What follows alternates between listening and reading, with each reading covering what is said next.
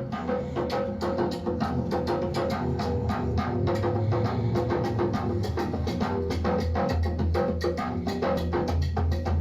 here with the master drummer designer, Jimmy James, and we were talking about the THE2DRUM here. The fact that it has each drum has access to the entire bass of the drum, which gives each one of these drums here a different acoustical sound, a larger sound actually, because each drum is sharing this one solid bass. So Jim, when you were designing this, did you know that it would kind of create that kind of an acoustics inside the drum here? Because it's got a wider sound than it would normally have if it was just a single drum. It has a wider, broader range too, because of the wider bass there. Right. Is that something intended? No, I came up with this idea in a dream. It came from me in a dream. I had a dream one night, and the same sound that you hear now on this drum, that's what I heard in my dream before the drum was even created on Earth.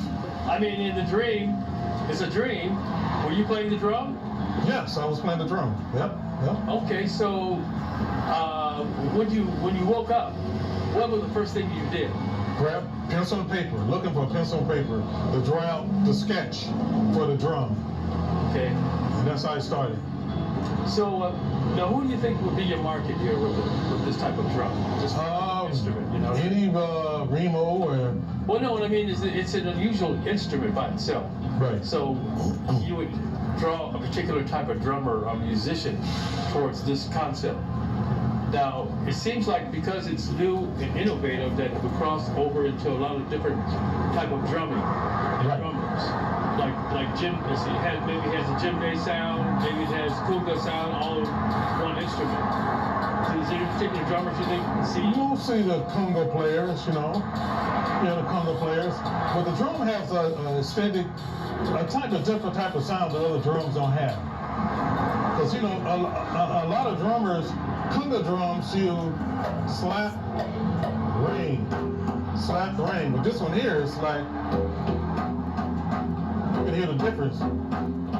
Sounds almost Indian, like a native drum. Yeah. But you can make different sounds with it. Right, but see the choke, you can choke it by holding your left hand on it, like that. And then once you lift up, it rings. No ring, ring. And then you got this bass.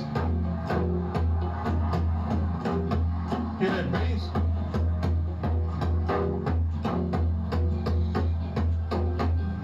That's very bassy for a conga drum. A lot of conga drums don't have that type of bassy sound that shakes windows and stuff. You know what's so funny? When I had the drum made, I was practicing with it on the side of a building, and this guy, it was a brick wall, and this guy came out and said, well, what's all that shaking sound is scaring the people in my office? I said, well, it's this drum. He said, that bass is too loud. It's going through the walls. I said, wait a minute.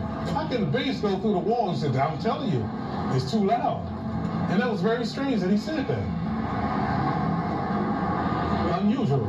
I mean, I'm a drummer myself, and the fact that the fact I'm carrying one instrument, that's two instruments in one, is very cool. I suggested to you that maybe you should have another drum here, a quinto drummer, because some Latin drummers have 3 drums. Right. But you're saying the weight... It'll be too heavy. Very too heavy. This one is very heavy. This is over like 80 pounds almost like. So, when's my order coming in, dude? I mean... Order? Well, I got to get with a company that's going to take it in where I can manufacture it with a big company. Right. I see you licensing the design here to a drum company like Remo. So, I really wanted to ask you, what's the price of a drum like this? I don't know, about $1,200, $1,500. $1,500? Yeah, because you got to have a special case for it. There's no case in the world like the case to go with this drum. I own the designs on the case. I had a special made. It's like you zip it around, you open it up, zip it at the bottom, stick it in, zip it back up, and zip it back around, and then attach it. Okay. Has a handle at the bottom. You have to hold it upside down or hold it to the side. You know, it'd be interesting.